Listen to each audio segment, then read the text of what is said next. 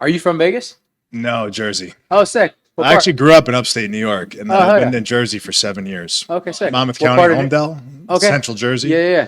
Yeah, so my brother went to West Point, so I kind of Yeah, know yeah. upstate a little. Cool. Like, I know West Point. I Yeah. don't know like the full, but Bellator used to go out to Connecticut all the time. I used to go out there to Mohegan Sun. Jacob Parga, thanks for having us, man. What's up, dude? Thanks for coming on. Appreciate you having me, man. So I've heard a lot about you from my manager, and he tells me a lot about what you do in the UFC space with Iridium Sports. Yep. I hear you're crushing it, and as a young guy to another young guy in the entertainment world and business world, I appreciate the hustle, and Yeah. special place in my heart to see just young guys getting after it. I love it, man. Appreciate it, dude. Appreciate you for having me on, especially during a busy week like this for you guys. Like, I Yeah, know well, it's crazy. it is crazy, but for you too, like you're very much in the action, right? Yeah, my partners are actually all in Winnipeg. Jason and Lance and Edgar, they're running Fight Week just because we're doing some remodeling and repainting of our gym, so it's like my baby. I try to All right, make so sure. which gym? So we actually have an office right next to the UFC, so Okay, we're yeah. like literally walking distance. We opened the gym. I think it's going on year 3 now. Brandon Moreno really needed a place for camp when he was fighting Figueiredo, and we found the spot, and yeah, we just started kind of building on it. I think we were hesitant on having a building before just because we were all on the road. Like Jason and I were living in Southern California. Jeremy, one of our other partners, was living in Fresno at the time. Ed Cap is our PR director. He's in Canada. So like we were kind of segmented all over. But when COVID hit and we started doing all those shows here, we literally, Jason rented an Airbnb for like 3 weeks and we all moved into this Airbnb. Lance was already living here, our head legal counsel, and we all just kind of came together. And COVID really is what kind of sent us like through the moon. So we opened up the spot, got a bunch of our sponsors to come in, Monster Energy, Sheath Underwear, Jose Cuervo. All these people really came in to just invest in Brandon's camp, and then it slowly evolved into other things like Happy Jewelers in Southern California just jumped on. So they're part of our Cheeto wall, and we got Alexa Grasso. So a lot of our like bigger names or our legacy athletes have made it onto the wall. And yeah, we got a new champ going up on the wall, Josh Van. So Nice, man. excited about that mural to go up. Nice. Yeah. You know, it's funny when people talk about COVID. Obviously, it shut the world down, and it Yeah. was horrible for a lot of people. But in the entertainment space and sports space, it actually helped catapult a lot. And this is a perfect example of that. Yeah, I mean, funny enough, I always told myself if I met Dana like in a more personal matter, that I would tell him thank you. And recently, I actually got to do that. I actually got to him and I got to speak on some things, and I just told him like, "Sir, I don't want anything from you. I don't like need anything. Like, I don't want to ask you any other questions. I just want to tell you thank you because if it wasn't for what you did during COVID and what you've done for the last 30 years, like I would not have a job. I wouldn't be doing what I'm doing. I wouldn't be able to work with athletes. So it was a really cool experience for me to get to like just tell him that. And yeah, man, I mean, Dana figured it out. Dana was hell bent on not laying off staff, not stopping the show. Like he was hell bent on doing it. And we bought in on it and we said, all right, dude, here we go. And me, Jason, Jeremy, Lance was already living here. Like I said, we all just moved. And yeah, so was that sort of the founding group? So Jason started the agency in 2009. He graduated from Whittier Law School. He was working at Outback Steakhouse out in Southern California and was basically booking fights. Ironically enough, how Jason and I met was Jason's first client was my college physical education teacher. So I played football. You had to take a credit of like physical education. What position did you play? I played O-line and a long snap. So you played O-line. Awesome. Yeah. I played D-line. Oh, sick. Yeah. So we played at University of Laverne. Yeah. Like I said, Jason had graduated from there 10 years before me. He played baseball. Our strength coach actually hooked him up with LaRon, who was Iridium's first ever client.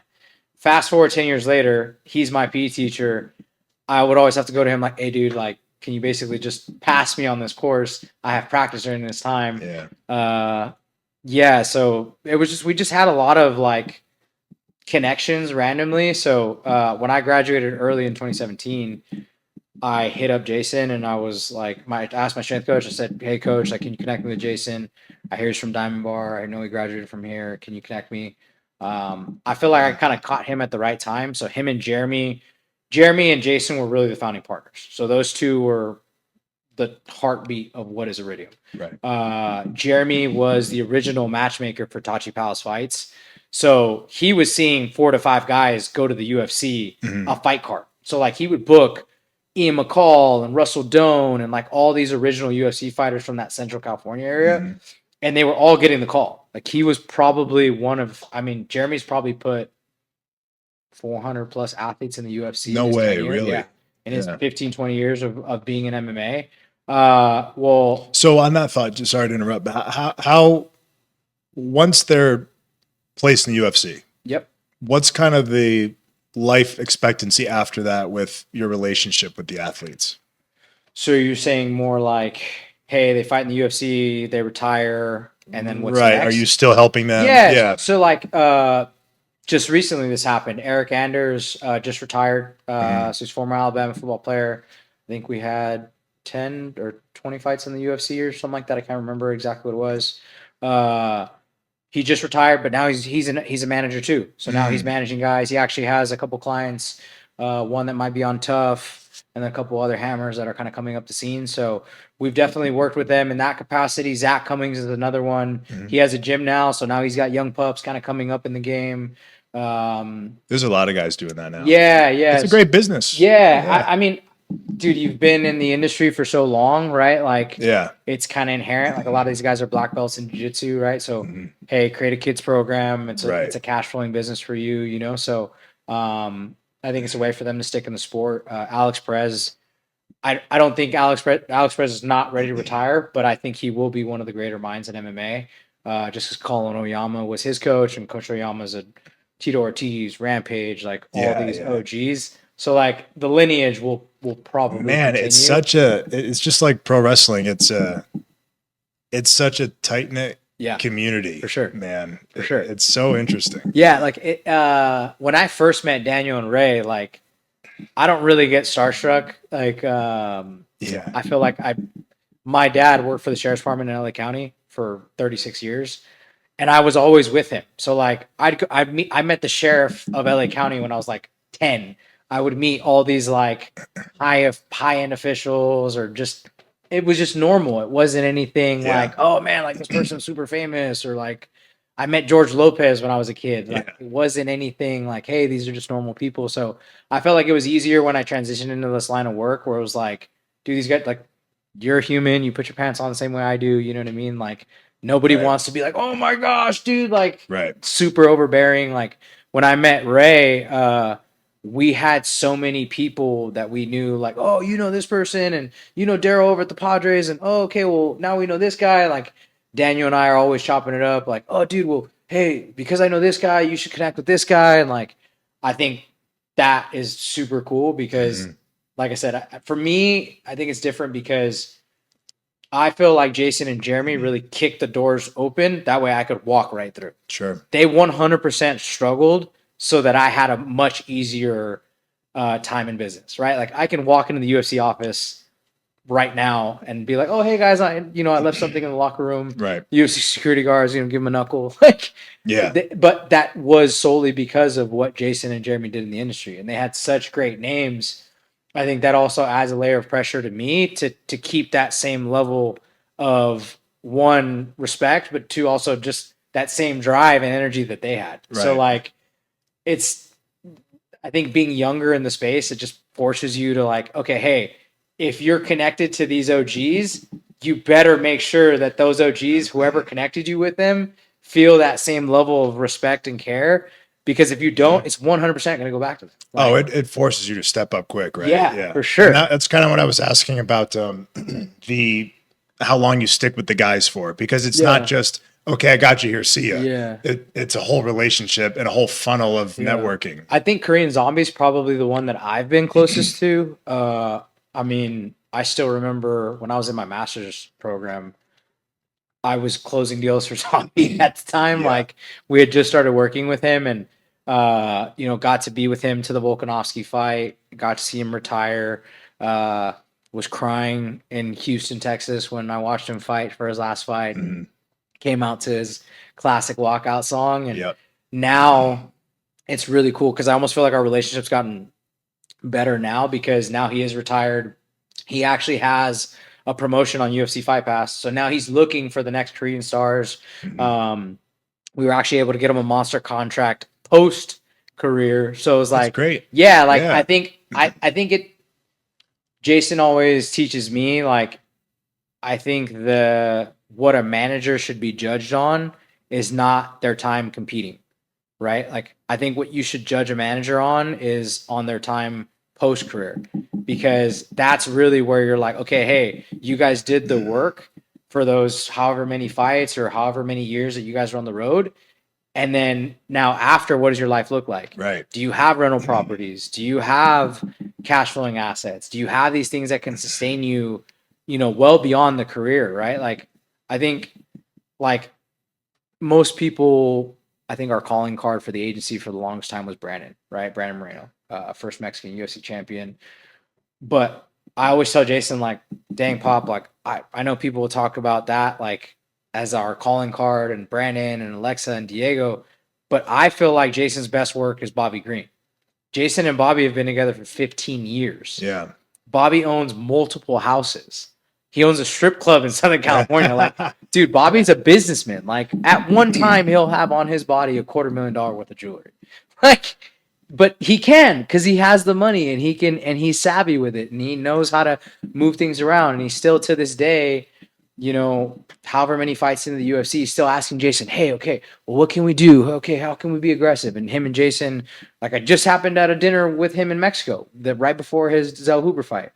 They're both going back and forth. Okay, well, hey, you got to try this. And okay, well, when you buy this property, make sure you file this way. Like, Yep. I think because our relationship with our agency is very familial, like, it is very family oriented. Like, these athletes have really become family members to me. Like, I think it gets hard, right, with client manager relationship. Sure.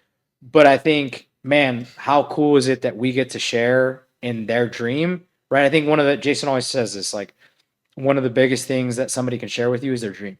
That's very powerful. It's true. Like, yeah. And dude, and you need that. Yeah, man. Yeah. Like, you got to think. It can't be one-sided. Yeah, like, I'm. If that is not your biggest motivator as a manager, as an agent, as whatever you want to call it, like, I'm not a fan of either word. Like, I know you can have whatever, dude. There's people that say, "Oh, I'm this manager." I'm like, okay, cool. Like, how do your clients esteem you? How have you helped people? Have you served and give to people? Like, I think that word kind of gets played out for me. Like, I'd rather you call me your friend and be like, dude, I can always count on Jacob to come through or get me a deal, or man, show up with coffee because I'm freaking super tired. I just got in on this flight. Like, hey, make sure, like, if you need me to pick up your grandma at 1 a.m. the night before a fight, like, cool, dude, like, let's go do it. You know what I mean? Like, when Diego Lopez got in the UFC, we literally had like a 6-hour time period to get him through medicals, onto a flight to New Jersey so that he can make it. Like, I filed for a social security number for him in San Pedro. Like, we literally had 6 hours. Like, I was supposed to be in Vegas. I had meetings. Like, nah, dude, we got to make sure Diego gets in and runs this gambit. And now Diego's doing what he's doing. And, like, I don't know, man. I just feel like, for me, I think that's the real test of a manager. Like, yeah, absolutely. Hey, dude, be willing to do whatever. Like, babysit your kids. Cool. All right, cool. That's what's going to help you win this fight. Yeah. Dope, dude. Like, let's go to the office. I'll order some pizzas. We'll call it a day. So are you on the road with the guys a lot, or what's that look like typically for you? So, I've been in Vegas for 5 years now. I just bought my first house out here. So I think it's a little bit easier now because I kind of have like my roots here, I guess, per se. So what I really try to do is, like, Mondays be in Vegas. Tuesday we usually have our, like, partner meeting, so we try to connect and plan forward and just really trying to get plugged into the home unit. Wednesday is kind of like a still more chill day, and then Thursday, Friday, Saturday, Sunday is usually on the road. Yeah. Yeah. How many days a month do you think? Is that every week, that schedule? So I just did. We had fights here 2 weeks ago at the Apex. I did Oklahoma, Miami, back to Oklahoma. I'm here this week. Next week, I'm back in Vegas again, but then I go to Perth, come back to Vegas, then do New Jersey. Oh, Then, so I might be there, by the way. oh, okay, cool. Yeah. Yeah, we'll have to link up. Yeah. Yeah, so I'll be there for New Jersey, Mhm. and then that's like kind of all I have planned so far. So it's kind of hit and miss. I think Jason and I really do try to take. I try to be his like ace. Yeah. So if he's on the road, I try to be on the road. Like there are some weeks where I have to be like, hey, I need to focus and Of course. hey, really just hammer Yeah. out marketing stuff or hey, focus on the gym or make sure the partners are good. And then there's also like sponsorship weekends, like First Form summer smash events coming up. So I'll go to that. We had like a kind of a tough decision, right? Coachella was last weekend, Mhm. but do I leave Jason alone with 5 clients? I'm like, Coachella is actually really good for marketing and like Yeah, it's sponsorships and huge. Yeah. connecting with new people. We had like 7 of our companies out there, Mhm. but I was like, man, like it was actually a little bit more advantageous for me to go to Miami because then I met with a whole different crew. So it really just depends, man. Like I think as a team, we do a really good job of communicating. I think Jason does a really good job of delegating. Jeremy is really focused on building that regional talent. He actually has a show on Fight Pass, so that's really cool. We're going to see the next generation of fighters kind of come up through there. Yeah, So. I mean, they're doing that with a few shows. They have Yeah. a jujitsu show. Yep. Did that air yet officially? Yeah. So UFC Yeah. BJJ, I think they're on like 10, 11 Yeah. now. And do you see that kind of being the path forward for? I don't want to call it talent scouting, but it also is that in a way. I mean, I think the BJJ is for BJJ, right? Like I Yeah. think the UFC really wants to invest in that. Power Slap is another entity. Right. I think wrestling will start becoming a big factor. I mean, for us, like we're super all in on NIL. We have several athletes all across OSU, Iowa State. Right. I think the UFC is really, now they have Zuffa boxing. Like, Right. I think all these platforms are literally just to raise the level of combat sports. Obviously the UFC will always be the UFC. Dana's really seemed like he's doesn't want any of the crossover for boxing, so I don't think you'll see that. For BJJ, you've seen it a couple times. Right. Renato Canuto is probably one of the most savage jiu-jitsu guys in the world. What you mean, like a boxer coming in? Is that what you meant? No, The crossover? reverse. So The reverse, UFC okay. going to boxing. It's just so different. Yeah, Yeah. I don't think. I mean, Dana said it in a recent interview when they brought it up to him, like he's done it already, Yeah. and it didn't seem like he was too excited about it. Right. So, I'm not saying you won't see it in the future, but I think everybody you kind of have to wait and see what the organization does, and Yeah. then you kind of react to that, or you kind of start laying stones. We work with one boxer, Dylan Capetillo. He's actually his father's Jorge Capetillo owns Capetillo Boxing Gym. They're Brandon Moreno's coach, so All right. we decided to jump in with him just because it's more of a family thing. We have some guys that do UFC BJJ too. We haven't got into the power slap world. Wrestling's obviously really big for us, Mhm. just because it's the base, right? Oh, it's the base. It's the basics. Yeah. So you can take a lot of those guys and kind of funnel them into different gyms and start preparing them. So we're really excited about the NIL space, man. I think it's Yeah. gonna be really You can cool. pretty much teach if you're good. If you got the wrestling down, you can pretty much teach them any other skill. Striking, you Yeah. can. I mean, Jiu-jitsu we know is some of the greatest yeah. striking coaches in the world. Jim's Mark Montoya. Eddie Chaw. There's all these great striking coaches. Jorge Capetillo's here in Vegas. I Right. think- So you guys, you would like to ideally have relationships with the proper gyms Yep. and trainers to place these Yeah, guys. so we work with a lot of different gyms across the country. So, Yeah. like I said, Factory X, Right. The Lab, Fight Ready, Team Oyama, gyms across the world. So,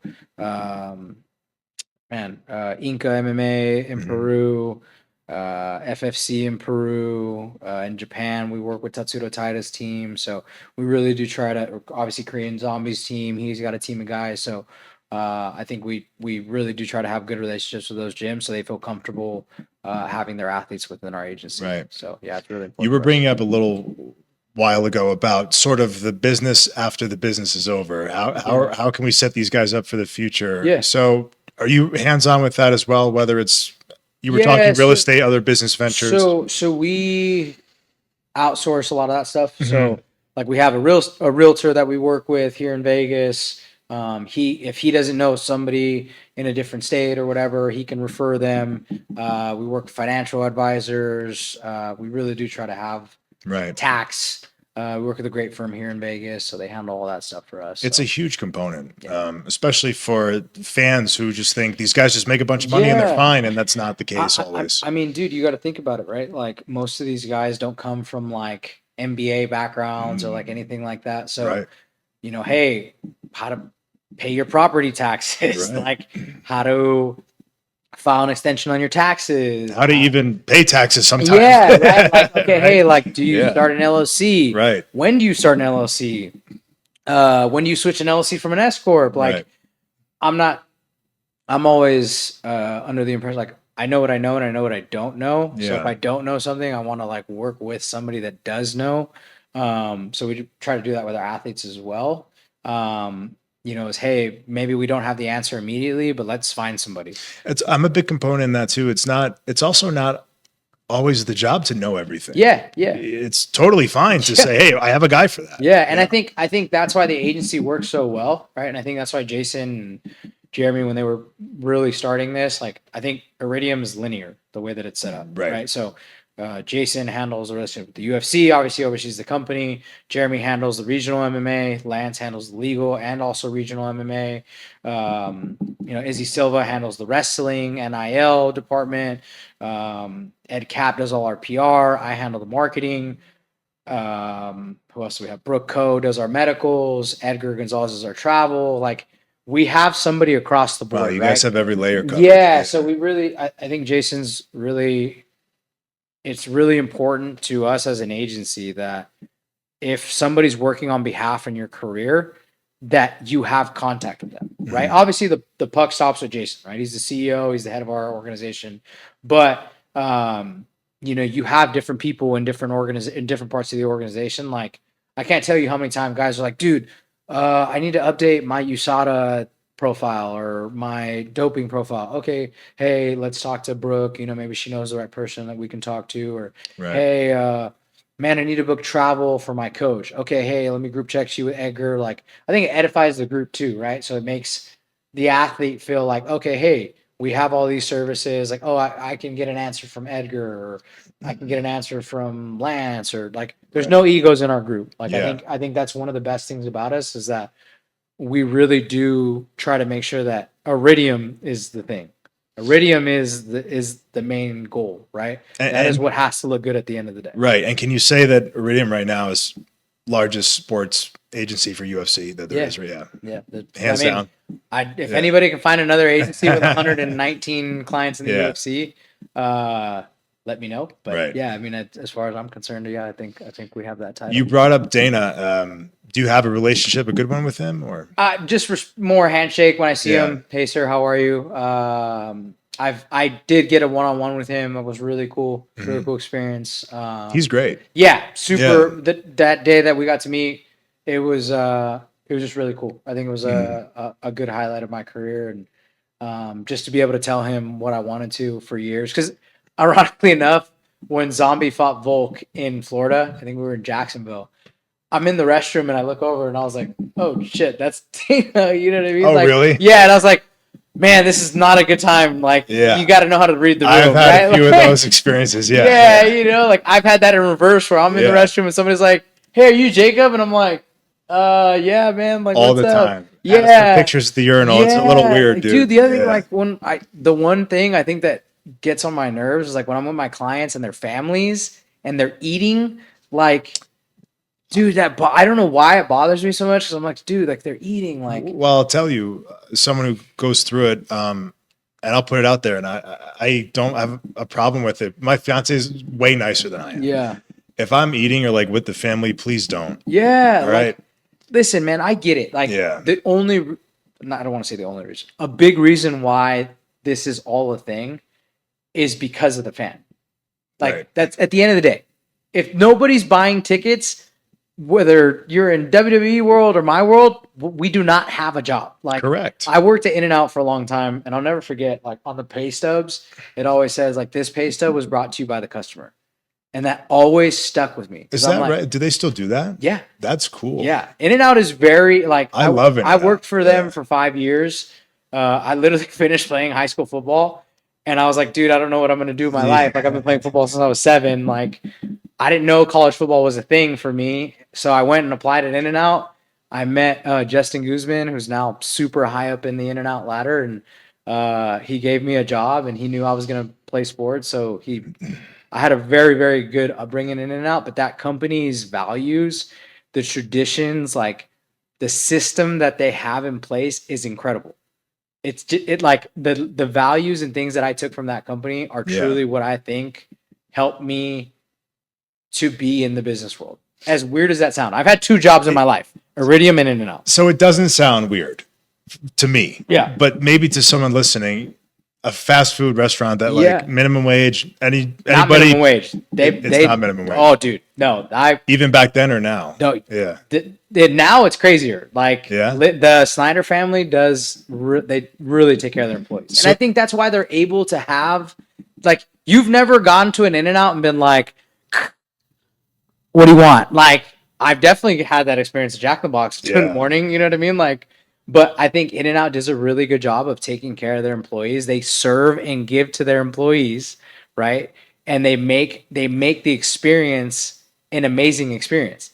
That is literally what Jason has preached to me since the first day I started on the job. So that's a great principle. Yeah. Is back to it that even there you can learn the skills and the fundamentals to take with you to expand and scale and grow. Yeah, I know a lot of my coworkers that were at In-N-Out. Like, it was funny. I was on a flight somewhere, and like one of my old coworkers is the pilot to the plane.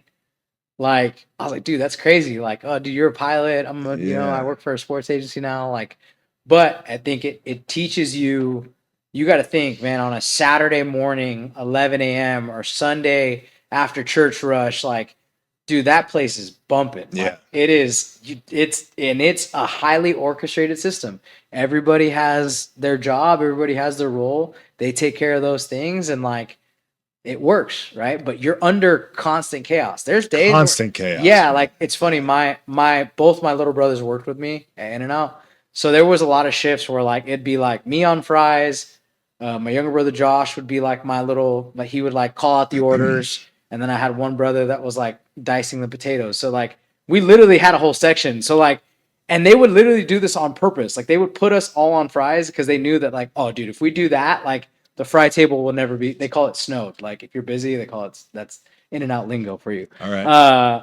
But yeah, dude, they would always like put us on there, and me and my brothers, there'd be days where I'm like, bro, we got to get more fries down. Like there's a line to Texas, like, Right. So I think you get accustomed to, I think in management and sports, that happens, right? Like, Well, I was just about to say, so you learn how to deal with chaos. Yeah. And now that, in a way, also is your life. 100%. It's my life. It's like, okay, this problem is a huge problem, but okay, now it's a problem. How can we fix it? And then, okay, now we have this problem. Yeah. So you're just constantly dealing with a chain of unfortunate events. I think McMahon is one of the matchmakers of the UFC, and he always says, man, you got to wake up early and like fly with the Eagles. Right? Yeah. Like if you can do that, I think Dana actually said this recently. He's like, dude, before I put my feet on the ground, I just assume that like there's going to be chaos, right? 100%. And I think if you can live in that, like, hey, okay, there's going to be a lot of stuff, but I have the tools. I have a great team. I have great mentors. Like, anytime I'm freaking out, Jason,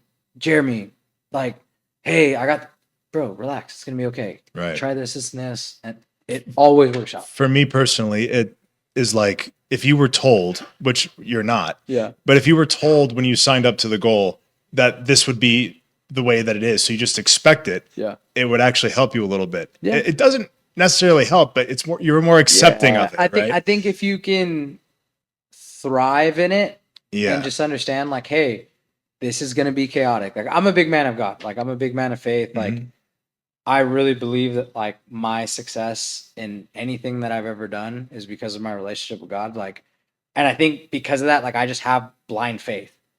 I have blind faith that whatever's going to happen is going to work out. Like, and even if it doesn't work out, okay, cool.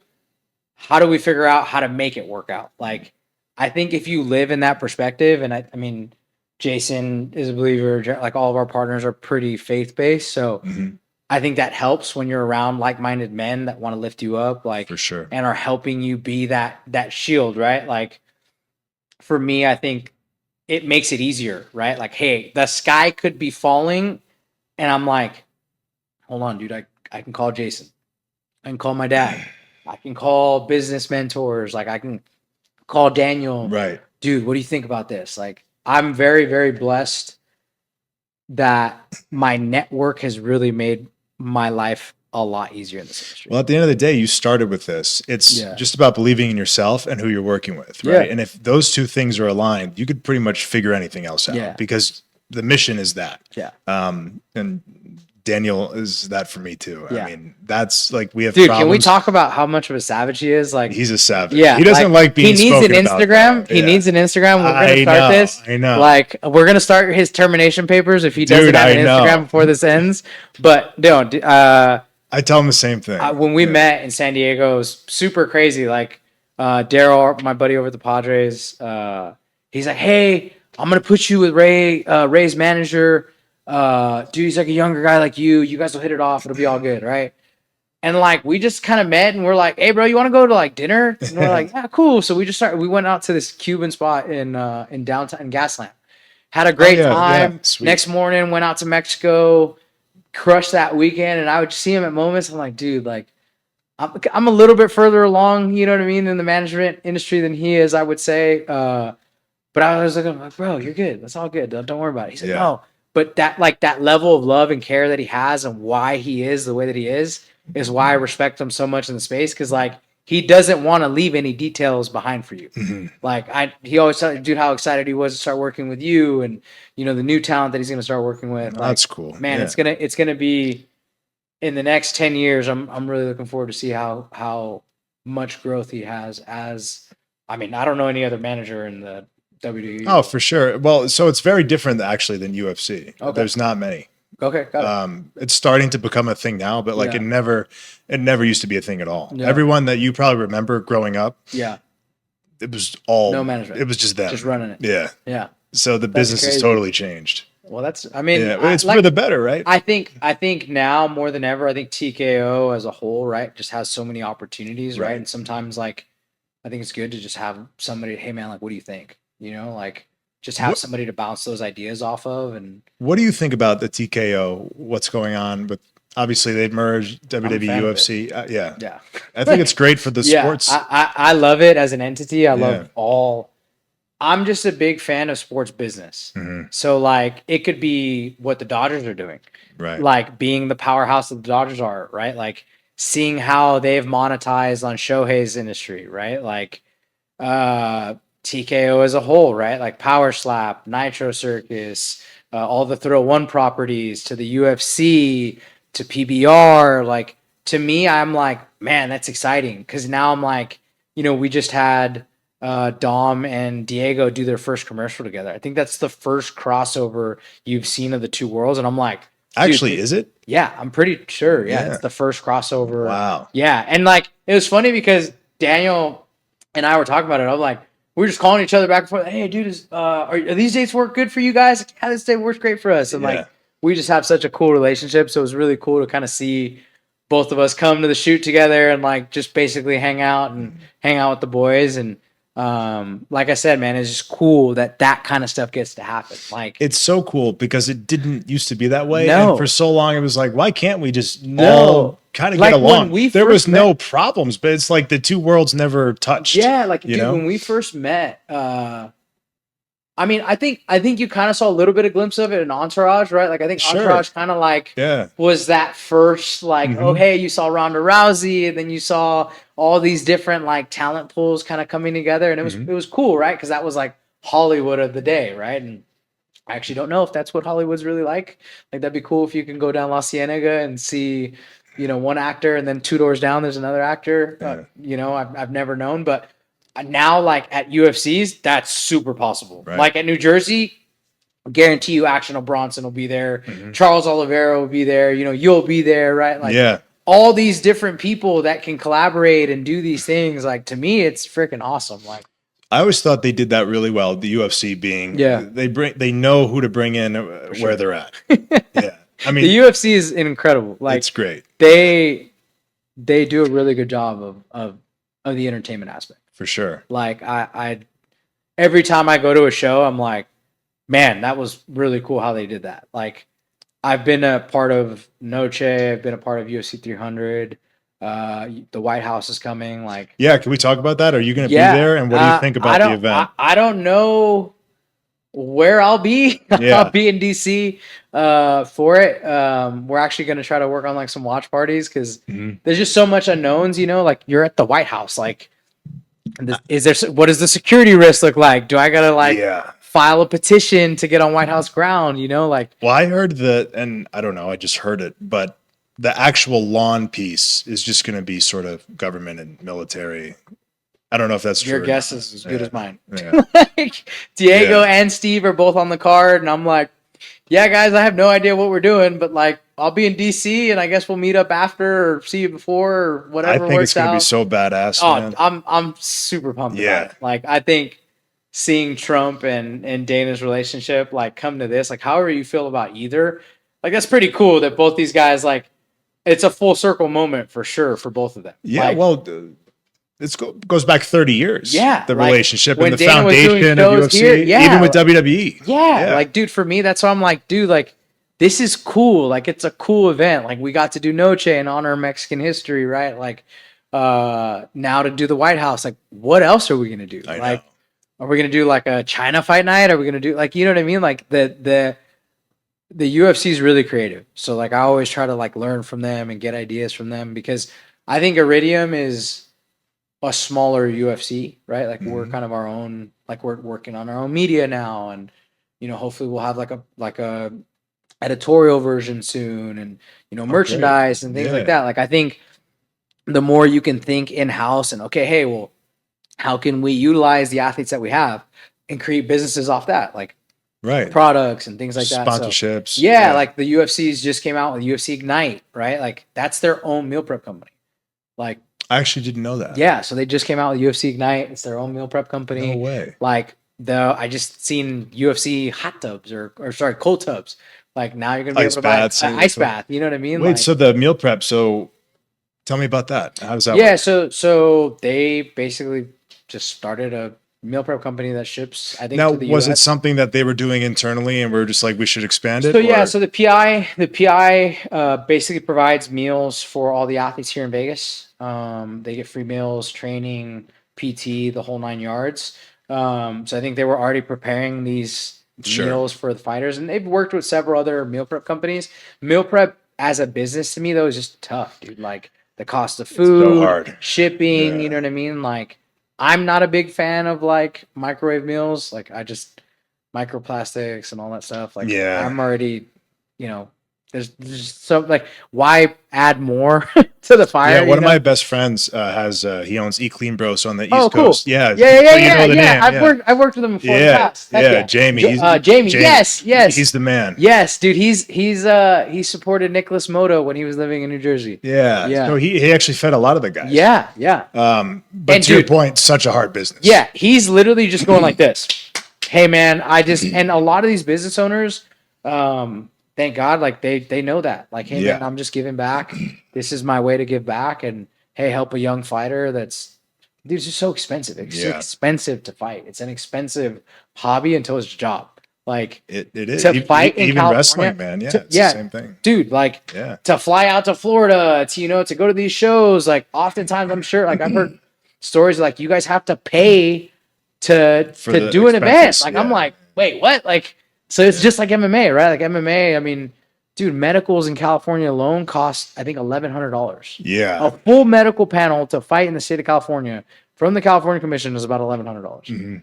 You're getting paid $1,000 and $1,000. So if you lose, you literally just watch your fight purse disappear. Such an important point. You just said that a lot of fans have no idea. Yeah. They just assume you're on TV, you're fighting, you're making all No. these zillions of dollars. Not the case. No, Not the like, case. I mean, yeah, like, dude, the big topic right now is like, oh, fighter pay. It's like, yeah, dude, at a Netflix or like all these things, like, yeah, those are great opportunities for those guys to make money. But Right. like a kid that's 1-0, like, it's hard. It's hard for them to like, you got to find the right promoter that wants to invest in you and build you, right? Like Eric Garcia built Joshua Van.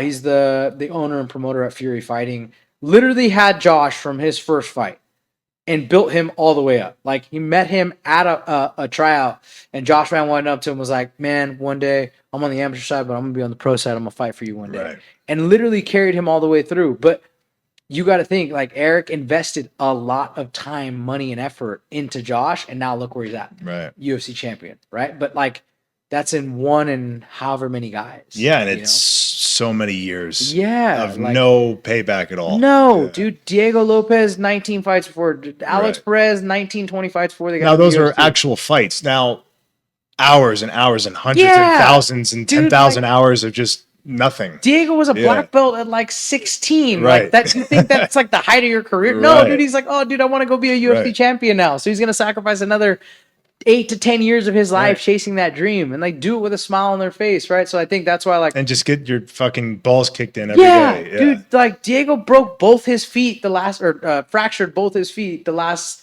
fight against Volk. Like, Both of them? yes, like, dude, his foot looked like balloons after. Like, How do you fracture both of them? I think just from the kicks. Yeah. Oh, Volk was not at really the same, tight. not at the same time. Not at the Yeah, same time. No, okay. no. Yeah. At the end of it all, that's what we had. But Yeah. I mean, dude, the thing about that, right? He fought in Australia, fractured both his feet, and then is fighting again at the White House. Like, Right. these guys, man, like it's an opportunity. I think Cheeto Vera always says that. I'll never forget it. He's, man, fighting's an opportunity, right? Yep. Like That's our whole business. yeah. I always say, like, you have a shot Yeah. at a maybe. Yeah. No, dude, for sure. You Like, know? man, I can't tell you how many times, like, in my early career, like, I'll never forget this one. There's this tequila company that was like, oh, I'm flying into Beverly Hills, and I was living back home at the time. And dude, I put a suit on and drove my Tacoma all the way to Beverly Hills, right? And I go meet these like eccentric business guys from Mexico City, and I'm like trying to sell them a sponsorship. I'm like, oh, hey, we can sponsor these guys. And they were like, hey, man, like, we just wanted you to come out and have a good time. Like, I don't think we're really going to sponsor UFC guys. And I'm like, oh, dude, I just, I didn't really have the money to come out here. Right, Like, I right. just spent $300 on drinks for you guys. Like, okay, like, but you have to go through Yeah. so many no's. Like, if I were to tell you, hey, man, if you get 1 million no's, you're going to make $20 million. Exactly. You're going to be going and being like, no, like you're going to be going and waiting for people. Dude, to I say say that all the time. I Yeah. actually just got like a visceral reaction when you said that, Yeah. because it's like, all right, you're going to be worth $20 million. Yeah. It's going to take you 20 years. Yeah. You're going to be just destroyed your body mentally, physically, Yeah. emotionally. You're going to give up and sacrifice so 100%. much of your personal life, your family. Yeah. Do you still want to do that? Yeah. I'll It- do it. it's- I'll do it 7 days a week. But the same amount of people Yeah. that would do it anyway would say yes to that. Yeah. You know what I mean? Yeah. And I think the other side of that too is, man, like, I think once you accept, like, hey, okay, like I've been doing this this will be year 8. I started when I was 22. Mhm. How old are you now? I'm 30. Okay. Yeah. So Yeah. I just turned 30 in September. Wow, I love it, man. We have a bunch of young guys. I Yeah. love it. I Like, love dude, it. for me, I Yeah. get excited, man. Like, cause when I started, it was hard, man. Like I felt like Jason and Jeremy both never treated me like an intern. I was an intern. Are they? How much older? Are they? There, Jason's 41 and then Jeremy's Okay. 45-ish, something. I've created about half the gray hairs that he has. Mhm. So, but dude, they never treated me like interns. Always, hey, you're the marketing director. Like, always been very uplifting and always empowering me in all the things that I do. But it was the other side of the fence that was like, I'll never forget. There's this athlete that was like, oh, well, you're just like Jason's like assistant. And I'm like, I mean, I am, but he's never said that. You know what I mean? Right. Like, in my head, I'm thinking that. I'm like, well, okay, like if you felt the need to say that, cool. You know what I mean? But I read a book one time, and it's Chase the Lion by Mark Batterson. I've not read that, but incredible book. Yeah. Incredible book. And it talks about in the story, like, dude, a small lion is still a lion. Mm-hmm. No matter, dude, that thing's gonna end up turning into the king of the jungle. Right. It's just a matter of time. And like, I think because of the older lions or the old people I've had around me, it really did prepare me to do the things that I can do now. And I just, now that I am 30, you know, I'm getting older, I'm seeing the world in a different way. Like, I don't want to be that guy. I don't want to come off as like, hey man, like that guy was really mean or rude or, you know, didn't want to take my call. Like I really try my best, dude, to answer every intern email. Like I'm trying to work on a program at UNLV. Like, man, because I was there. I was a college athlete that finished playing. I had this idea in my head that I wanted to be an agent, but had Jason not picked up the call, dude, I wouldn't be here. Like, had he not been so kind to just be like, oh man, like, let me take this kid's call. He didn't have to. He had no reason to take me on as an intern. None.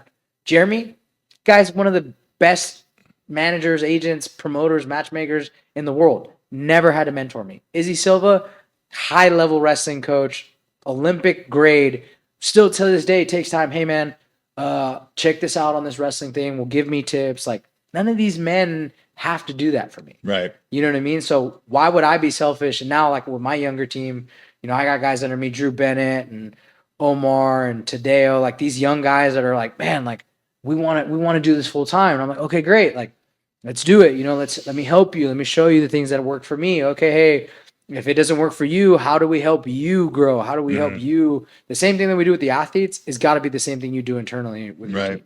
Because that's what I had. Like, again, I think you're the sum of all the men that are around you. Yeah, I love that saying. Yeah, but you need that though. Yeah, you need that because you can't have a guy going rogue. No, thinking they'll find their he's way like, out. oh, I'll do this myself. I don't need anybody. They'll usually find their way out, man. Yeah, like people. Dana, I love watching Dana's post conference interviews. Oh yeah. Oh, dude, they're the best. Yeah. There's so many nuggets in there. But there was one that I actually have on my Instagram, and it's like, dude, if you don't want to be on the boat, get the fuck off. Like, dude, if you don't want to be with this team, because like, dude, I'll run over an old lady for Jason or Jeremy or any of my teammates. Like, dude, those are my guys. Like, those are family. They've seen me in my highs and lows. Like, Jeremy and Jason put me through my master's program. Like, so yeah, dude, if you don't want to be on this and you don't have the same drive and passion that Jason's one of the hardest working dudes I've ever met in my entire life. Yeah. That dude is different. Like, up at 4:30, doing his QuickBooks, answering calls, training, black belt jiu-jitsu. Like, I'm like looking at him like, dude, I got to keep up with him. And he's 10 years older than me. Right. Like, Jeremy's, you know, up there too. And I'm like, dude, how do you guys do this? And I'm like, okay, well, I'm just going to keep chop wood, carry water, and try to be the same. And now teach that to our next generation of guys and help build this thing as much as we can, man. That's the goal. That's awesome, man. Yeah. Director of marketing, I wanted your thoughts on AI. I love it. Yeah. All in. Yeah. Super pumped about it. Yeah. I am too. I'm chat. I'm total bullish on AI. I think. Yeah. There's going to be disruptions, but that's with anything. Internet was one. Yeah. Like, dude. So when I first started, like in 2017, CBD was like a big thing. In the space, right? So then it was CBD. Now it's like before AI, it was crypto, right? I think crypto was kind of like the early NFTs. NFTs and all that stuff. And like for me, man, it's all. I use chat every day. Like, and I don't think it's a crutch. I think it's more of a tool for anybody in business. It's very user dependent too. Like you have to challenge it. You can't just be like, oh, okay. That's the thing. I actually had somebody that taught me how to like create a project. Yeah. And then in the project, there's all these things like I'm super like trying to maximize AI for our agency, making graphic design, pitch decks, outreach, accounting. Like, I think it's a tool. If you don't use it, you're going to fall behind. You're going to, at this point, you will. Yeah. Like for me, like I want to learn Gemini and Claude and put Claude on a Mac Mini and, you know, start running that stuff. Like Genius over there told me about that. All right. Like, dude, I've heard about this. Like, okay. All right. So I was about to bring that up. Yeah. I know he hates when we talk about him, but I don't care right now. It's okay. So he was like, dude, you got to do this. I'm like, I don't even know what the hell you're talking about right now. But if you're saying we're going to do it, then we're going to do it. Yeah. Yeah. No, dude, I think a good friend of ours, a sponsor, Ryan Bartlett. He's the owner of True Classic.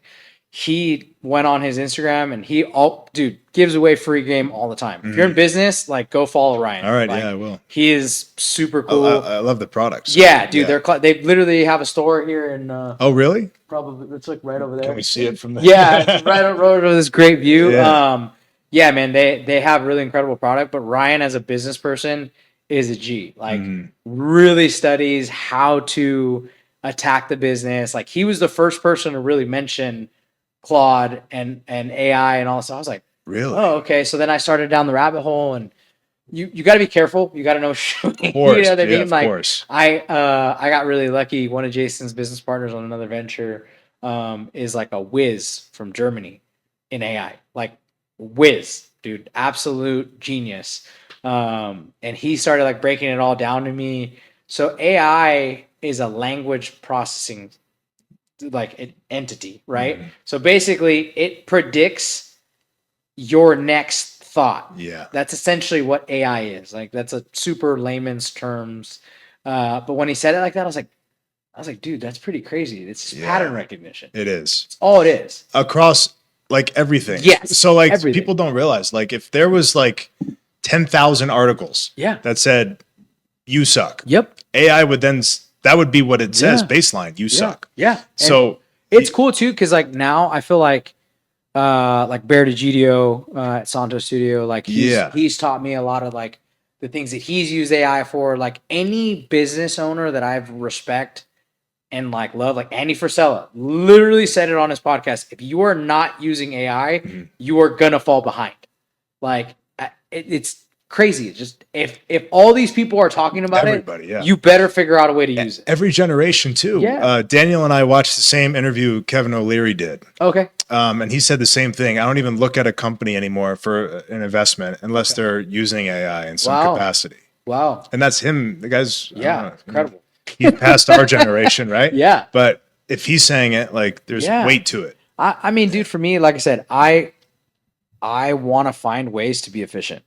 Yeah. So if this tool, right, is the thing that helps me become efficient, and then I might throw my laptop in, and you know what I mean? They're tools. You have to use it. That's the only way our agency is able to manage so many athletes, is systems, processes. Right. Like you have to have these things in place, and technology is really, it's supposed to advance that, right? Like Steve Jobs literally says, like there's an apple on here for a reason with a bite out of it. It's supposed to reverse the curse, right? Like that's the whole thesis of Apple, right? Like, okay, great. Like this thing is supposed to make you basically much more powerful than you would be without it. Right? And you can't ignore it either. No. Change is happening. Change has happened in life and you cannot ignore it. Like, dude, that's why like any new trend that comes out, like crypto, I was not bullish on crypto.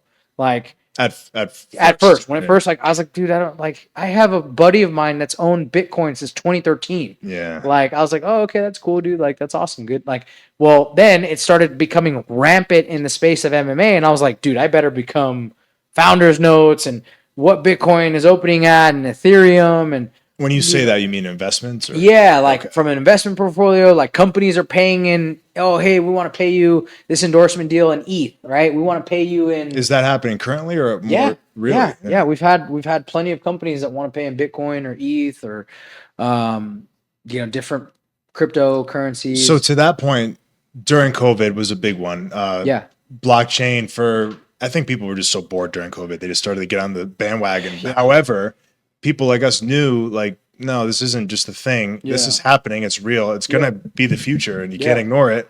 So I actually love hearing you say that. Like, I mean, dude, that's the thing is, right, you constantly have to evolve in business, in life, in anything. Like, dude, I'm calling my dad now and I'm like, hey, like, watch this interview on Life of a CEO, right? Like that guy's one of my favorite podcasts. Like, there was a doctor that went on there that talked about visceral fat and fasting and all stuff. Like, I'm sending this to my dad because, like, I want his mind to keep working. Yep. I've got a great grandfather that's 101 years old. Wow, that's like, awesome. Dude, if my dad can live that long, like, dude, this is my best friend. Like, I hope, if I can stimulate his mind and, send him things and me learn and him still give me, like, the OG game, right? Like, I think that's the only way to to grow. Like, well, it's super important. And they have seen a life that none of this existed at all. Yeah. And for us, it all happened so quickly. We were able to kind of evolve and adapt with it. Yeah. That now we're able to use it better than they are. Yeah. So if we can give them the tools. Yeah, man. Right? Like for me, I think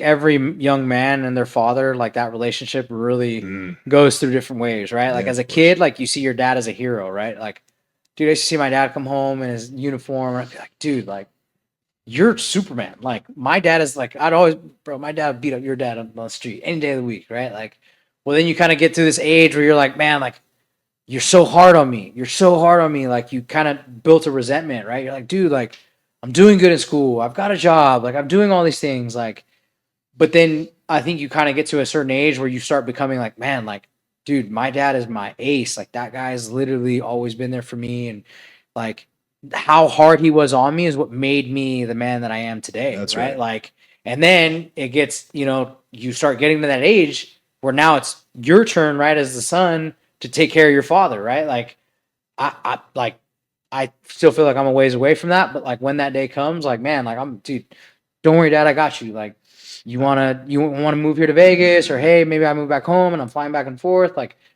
cool. Like, whatever my mom and dad need, like, I want to make sure that I'm there for them. Luckily, I have 3 great siblings and we're all super family oriented. So I think when that time comes, like, we'll all be super ready for it. And I couldn't have said that better. I'm the same way, man. Yeah. It's so important. Dude, Yeah. and like having, like, I look forward to the day that I get to become a husband and a father and have my own family. Like, cause dude, like, then my brother and my sisters, like, when they have kids and all cousins, and we always call like my house back home the ranch. Like, we're big Yellowstone fans. So like, dude, I want you have to a big family. Yeah, me too. Yeah. So there's 6 of us. I'm the oldest of 4. Now like PD's my brother-in-law. He's actually a massive WWE fan. He like geeks out on all this stuff. He's, bro, you met so and so. That's dope. And then my sister Rosanna, she just got with it. They just got married, and then my younger sister Carissa, she's there too. So we're just growing, man. It's cool. Like, well, it's important to have those life anchors, man. Yeah. You need them. Yeah. We were just talking on just a podcast, and we were saying, 2 business guys, the skills that you need to be super successful in business are the ones that you kind of have to let go to just have a super successful, happy, normal life. Yeah. Because you can't really have all of that happening at once. Man, like, I think that's, Jason and I were just talking about this because he's kind of coming to a father role now. He's got his nephew Bentley, super freaking kid's a savage, loves wrestling. But he's like, man, like, he started to have anxiety about like, dude, like, I gotta take care of this kid. Like, Right. you know what I mean? Like, I gotta make sure he's good. It's real. Like, yeah, but you also can't like be the CEO mind. That's what I mean. And then tell like you can't be like, buddy, I'm not in the mood today because like I can't go play or wrestle with you because I had a really bad day in the office. Like, no, I think you need to be able to turn that switch off. And like, luckily, I'm able to see Jason do that and see a lot of other businessmen that I respect that like, dude, they're able to flip that switch. Or also, and I also think that's why when you are doing that, like if you're in business mode, kill business mode. Kill business mode. Be a savage. Be relentless in your pursuit of whatever you're doing. So that way you can go home, you can be with your wife, whether that's for 10 minutes, 20 minutes, have a cup of coffee with her, or hey, you can watch, Mario Bros 2, the new one that just came out with my niece or my nephew. Like, I think if you're not a savage in what you do and you're not relentless in that, like, you can't go home and be like, man, like I can enjoy this. Man, I at a young age found myself in the position with fiance and stepkids. That's awesome, man. Congratulations. Yeah, thank you.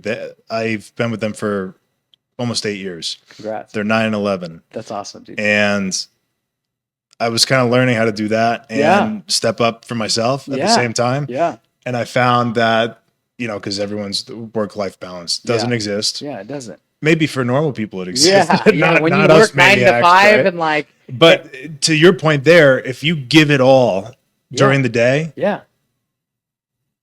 better chance you can go home. Yes. Be able to turn it off because you have nothing left. You can earn that. Yeah, you earn that. That's right. You earn that like you're so blessed at what you do, right? You've given everything to that moment, right? And there's days, listen, I'm not going to sit here and It's be like, never dude, I'm perfect. perfect. Never. Yeah, every day I'm at 99. Dude, there's days where I'm tired. I do not want to do anything. Yep.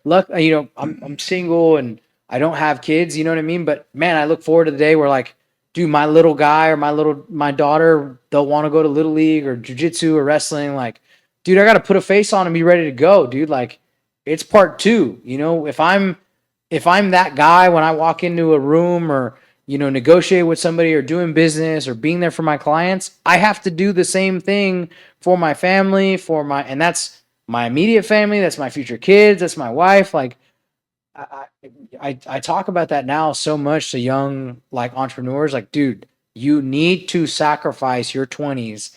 You need to grind in those years so that you can have the life that you see, right? I Like agree. the cars, the watches, like none of this stuff is bad. Like you want that stuff, dude, you better go work your freaking butt cheeks off so that you can accomplish that goal. Yeah. Right? I'm a So that you huge can believer in travel. that, man. Yeah, man. Like people just think, Especially, and I don't mean it in a bad way, but especially as a man. yes. If you're a man in your 20s, like get your ass in the best possible shape physically, mentally you could possibly be in, and spend 18 hours a day doing nothing except working for your future. Yes, dude. Like man, I can't tell you how many times where like I would look at my friends and be like, dang, dude, I want to be in Cabo. Dang, dude, I want to be freaking doing this. Like, I want to do all that stuff. Like, man, when I was getting my master's degree, like when we first moved out here, I'm like, dude, like this is really like I remember praying like God, like show me this is the right thing. I had a girl back home, I was my parents, like dude, everybody's posting videos of them at the pool and still drinking. Meanwhile, we're shuttling Buca de Beppo over to the fighter hotel and making sure the guys are good and guys are getting in the UFC and like you really have to like say, okay, dude, like, hey, that faith that we talk about, like, okay, God, like, this is your will, this is your plan, this is what you want from me. Okay, cool. Like, and you keep doing that and stacking those days and stacking those days. And, buying this first house was like a huge blessing, like for me, because that was like the last thing I got the master's degree. I did school, I did my bachelor's, I got a job, pay my bills. Like, okay, I got the house. Like, Dad, I did it. I did everything you asked me to. Yeah. Like that was like it was so cool to be able to look at Jason and Jeremy and my dad, like those three. I was like, guys, like, we did it. We made it. You're also subconsciously, you probably know what you're doing though. Using them as sort of your light source. Yeah. And that's also super important. Yeah, for sure. You need that. That's I think now I'm like, okay, I did it. Okay, how do we replicate this? Right. Like, how do I, like I just told Drew literally this morning hey, 2 years, condo. Yeah, like I want my guy Drew, he's my, the next guy kind of up at the agency. Yeah. I want him to buy his first condo out here, like 2 years. Like, hey, if we can do it faster, great. Like, right. But that's my goal. That's in my head now. Like, okay, hey, Jason helped me do it. Now I got to help Drew do it. Now I got to make sure he's good. Like, I think for me that should be what the purpose of a man is, to help the next generation. Absolutely. Give back. Just give back. Yes. Like, and I think when you do that, when you give from that, you can have the family. You can have a good wife. You can have the cars, the jewelry. You can go train 6 hours a day because what? You did everything you needed to so that you can go on, step on a mat, go to a boxing gym, go to a bodybuilding gym, do whatever you need to do. Right. Hey, you want to go to Cabo for a week? Cool. Great. Did you do everything that you could? So that way, when you go to Cabo, hey, if you pick up a phone call, it's because you want to, not because you have to. Yep. So that's right. It's kind of my thought process. Man, I love it. We're aligned there. I love that. So like, let me ask you this. Like, I know that for you guys' career, like, what would you say, like, what would you deem as success in your world? I might give you a different answer, but if we're talking wrestling, I want to hear your perspective. Okay. Like, if we're having a bro conversation, I want to hear your perspective of like, what is success for you guys? To me, I talk a lot about this with my fiance, because success to me isn't material. Yeah. It's being able to do whatever you want, whenever you want, with whoever you want. That's dope. Period. Yeah. So if I want to do what you just said, if I want to be in Cabo, I can be. Yeah. for as long as I want to be. And if I want to pick up the phone to work, it's because I'm choosing to, not because I have to. Yeah. By the way, I also was able to bring my friends and family here. Yeah. That's what it means to me. That's dope. Materially in work, I don't like to put a price on those. Like, okay, world champion, WrestleMania, main event. But it's like, yes. Yeah. Not something you can totally hold on to forever. Control. No. Right? So that's why you have to take a step back and look at the bigger picture of what are you really doing it for? Yeah. You know, that's what I that's in my head every day. I always like asking other like entrepreneurs, other business people in sports, like, hey, like what does like success look like for you? Or like ego, right? Ego gets brought up in our sports a lot, right? Like I guess I'll ask you this is like ego, what is a moment you felt like your ego has helped you? And also a moment that you feel like your ego has hurt you. Sure, man. Well, we live in a very egocentric world. Yeah. And you have to sort of have one because if you don't, you're dead already. Yes, 100%. If you don't believe in yourself, you just jump out this way. Yeah, dude, seriously. Because that's what you're gonna get. You know? So you kind of have to have.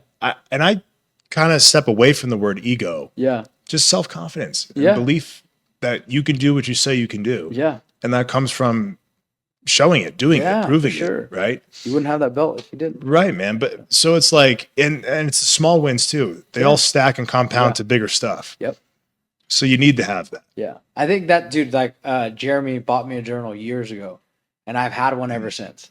Like I write stuff down. I love writing. Yeah. I write it all down because like I look back and I'll be like, I looked at one of my journals last time I was back home with my parents and I was like, I had a deal that was like $250 for Alex Perez, and at the time I think we were fighting for Miga, and I was like, dude, like Alex is doing deals for like way bigger now, you know what I mean? It's cool to like, but look back at that, I was like, man, like I was doing fight shorts, like we still do our fighters fight shorts, like we'll get the logos, put them on there, make sure it's all dialed in, but like, dude, that process freaking 8 years ago was much different than it is now, you know, like hopefully AI will figure it out for us and we can be much more. But it's the process, man, you know, like. And then to answer your question about what is probably one that hurts with the ego thing, and it's not something, it's my own doing. It's my own. Yeah.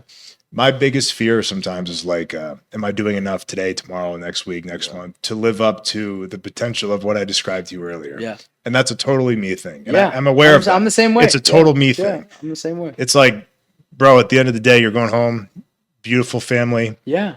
A girl, great house, like everything is fucking fine. Yeah. You're the one making this more difficult sometimes. Yeah. I'm like, I know. Yeah. My football coach in college, man, he always said it's never as bad as you think it is, but it's never as good as you think it is either. That's right. Right. Like he would always kind of give us that perspective. And I'm that's right. Every once in a while, I'm like, dude, everything's no, dude, relax, you're fine. You have cancer? No, you don't have cancer, dude. That's right. Are you able-bodied? Yes. Okay, dude, you're fine. You're gonna go figure it out. One of my favorite quotes is you're already doing the things that you said would make you happy. Yeah. Yeah. And you're still not. Yeah.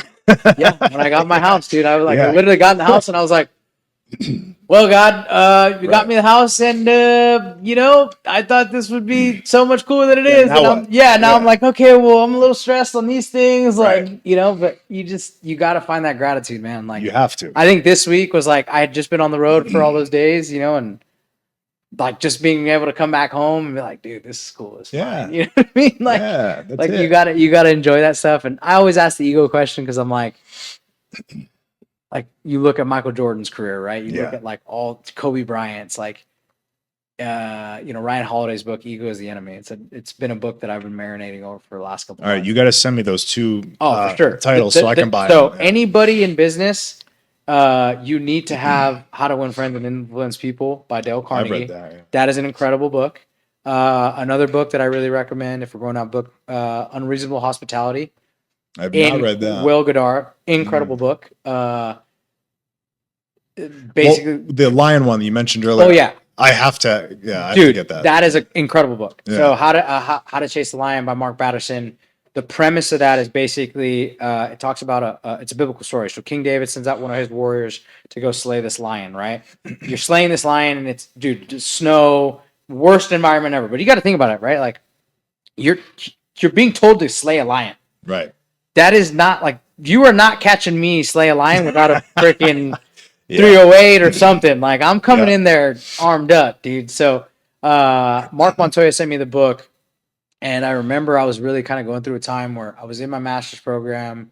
I was working or I had just quit In and Out. So like, Jason and Jeremy were so kind to take me on full time, and it's nerve wracking, right? You're like, man, dude, like it's not a consistent check, right? Like when you're an agent, it's commission based, right? Like, and luckily Jason and Jeremy at the time were, they helped me out, and hey man, we're going to get you going. Nice. We want you to focus on school. But yeah, at the time I was like, man, like, dude, I'm not really making a lot of money. Like, this is going to be scary, right? So that's my lion. My lion is, hey, you said that you wanted to be an agent. Right. When I met Jason, oh, dude, I want to be an agent. I want to do what you do. I want to travel. I want to do all this stuff. Well, then you're like, oh, dude, this is like hard. It's legit. Yeah. Like, our world is you eat what you kill. Yes. And sometimes. Yeah, dude. Sometimes you ain't killing nothing, dog. You're out there just slinging rocks. Like, okay, like, but man, the book really went in on like, dude, like I said, God put that dream or that belief in your mind, because ultimately it's just going to bring him glory, right? Because when you accomplish it, man, dude, you chase the lion.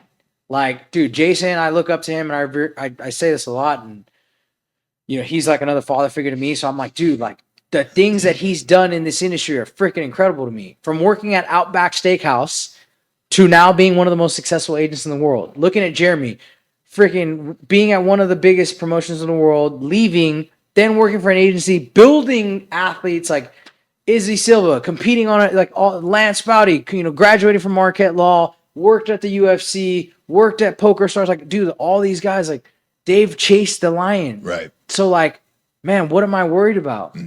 I got belief in God. I got a good family. I've got all these great people around me. Like, dude, chase the lion, man. Like, and I think too many people in this life are so scared of that. Like, dude, who cares, man? What's the worst that happens? You remember Entourage when they're like, man, well, what happens if this movie don't go through? Well, I guess we'll go back home to Jersey. Right. I guess we'll go back home and live at Ma's house, and we'll go to the same bars. And bro, if that's the worst that happens, and I go back to Chino, California. Working in cool, dude. Hey, man, it is what it is. Like, Lord willing, that don't happen, But if that's what happens, man, it is what it is. Like, I get to go home, we'll restart. Like, I always think about it, man. Like, what if I went to zero? What if the account hit zero for me? What would I do? How gangster am I gonna get if that goes zero? I pray I don't go to zero, but if I need to hit zero and they're like, hey, dude, goes back to what I said, 50 no's or however many no's to get you that next big check. Yep. Like, dude, if I have to hit zero in order for something to happen, or hey, something's gonna pop off. Let me ask you this: if that happened right now, God forbid, let's hope that does not happen. Yeah. Would you do this again, the same path? Yeah. You would. Yeah. There you go. Yeah. So you'd be back. Yeah. And that's the difference. I'd literally just go like this and be like, I'd just start calling. You just start calling people. You go out and hunt. I just go start calling. Like, I'll go to a business complex and be like, hey man, you need marketing, social media, I got some fighters, you know what I mean? Like, that's what I say, man. Like, but it goes back to self-belief. Yeah. Yeah. Yeah. You really just have to be like, all right, dude, like, it'll work out. You'll be okay. Everything's gonna be okay. As long as you got a good crew of people around you, it'll be good. I love it, man. So that was awesome. Oh yeah. I want to do something cool with you. Sick. National hooked us up here. Nice. Some Topps Chrome packs. Let's go. Super big into card ripping right now. Okay. So we were talking about Daniel before. Okay. The legend. Yep. Let's see. El Pelo Grande. Yeah. Let's see. Are we gonna rip if we can get the boys? Yeah. Are we gonna get a Dom or an OG? All right. Do they have? Okay, like I'm an old school kind of. You got something cut. Yeah, I got something. I got a card or something. Try it. Dude, I'm an old school like fan of the WWE. So like, if we were to get some OGs in here, that would be sick. That'd be sick. Here, let me. Do they have many OGs in these packs? I don't think it's these packs, but they do have OG packs. Okay. Here I want to see a rock. Like, can you smell what we're cooking? Type vibes. All right. All right, dude. Let's see what you got. All right, I'm gonna let you rip them. Oh, you're gonna let me rip them? I'm gonna let you rip them. Okay, so there's like I've learned that there's a method to this, and I haven't officially figured out the method. Okay, so this is what I saw Brandon Moreno Well, doing. the method to actually ripping? Yeah. Okay. So Moreno was like big on, okay, so whatever this card is, this goes, I think, here first. Okay, so this is scope. Okay. So Scope. I don't know who this guy is, but so we have oh, you guys have different versions of this. This is dope. yeah. This is a Topps Chrome Scope Solo Sequoia. Solo Sokoa. Yeah. So it's going to be some of the boys that were on WrestleMania card here. Okay. Are you going to the show this weekend, by the way? Maybe. Daniel. Maybe. if this mural gets done, Bailey. Bailey, there we go. Maybe if we pull a Dom, you have to go. Okay, we'll see. Another solo. We got another solo. Okay. This is pretty dope. An Ivy Nile. Do you manage Ivy? Not yet. Ivy, you should hit up Daniel. He's great. He's a great manager. Shout out to this. Looks like I think this is our hit right here. What do we got? I think this is a hit of the pack. It seems like the hit. Oh, it's Gunther. I don't know. Let's see. Okay, we got a Lyra, a Kofi Kingston. I actually saw Kofi. Was Kofi in San Diego? I'm sorry. I'm being rude. You guys are not seeing these. Was Kofi in San Diego? I swear he was in San Diego. I thought I saw him. We got a Lyra. And then this is an interesting outfit. Sheamus. Dope, man. Good for you, dude. I might have to send you with some so you can try to pull a Dom. Yeah. Should we do one more pack? Why don't you open a pack? Yeah. I would like you to open a pack. Would that be okay? Can we do that? Will that be okay? Yeah, Is that possible? Let's do it. I mean, I think if you while I'm doing it, tell me about what you're doing with you said you're becoming a fan of the cards. Yeah, so we just did a partnership with Blaze Sports Cards. George and all the boys at Blaze been super gracious to us. They're actually going to get the mural that's going up. But we actually did our first break. No way. Did we get it? No, but do you Oh, dude, X-Pac. He's sick. X-Pac, yeah. So one of the older guys. Yeah, he's sick. That's awesome. I like it. You That's remember dope. him? He's dope. All right. I thought we got it on the first rip, dude. I was like, dude, you're lucky. No, let me just scan through here and see if we got one of our guys. So like, what is a hit? What is a hit in? Tell Daniel who we got. Wow, Maxine Dupree. There we go. Let's go. Shout out to Maxine. Like, what is a hit in these cards? Like, what do you look like? What are the big ones? Oh, Rhea. This was my boy. This was my boy's sweetheart or whatever she was before Dom's new sweetheart, right? I think that's his new thing. I know. Dom's been having fun out there. Yeah, dude. Dom is just such a crazy talent, man. Like, it's cool to see him like we've hung out outside of the world, right? But like when he's on, dude, like I'm like, bro, you're gonna be freaking sick. And then I can't wait for him to like. Here's my theory. I don't know what's going on. I promise Daniel doesn't know either. But I think Dom is going to become a babyface or whatever the hero version of this is. I'm sorry, boys. I don't know all the lingo yet.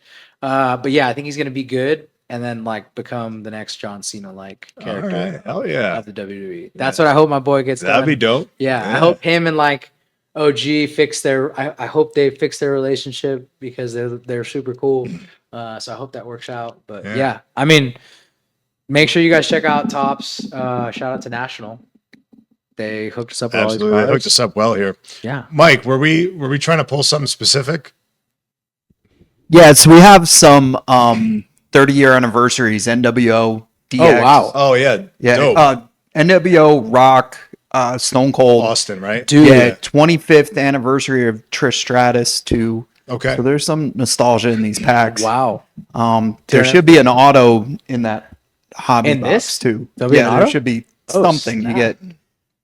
I'll never forget. We'd have to break them all open. I'll say that's a wow. That's a good wow. I'll never forget when Israel walked out to the Undertaker's song. That was insane. Super crazy. Yeah. That was super legendary. And we got Brock Lesnar on these cards too. That's dope. I'm super excited about Brock this. will be on the show this weekend. Oh no, that's Randy Orton. Wow. I really Orton will be there, yeah. That's sick. Yeah, dude. This is dope. Good luck, and I hope you guys rip all the cards. This was great, man. Thank you. This was awesome. I really appreciate it, man. Hell yeah. Awesome, dude. Sick.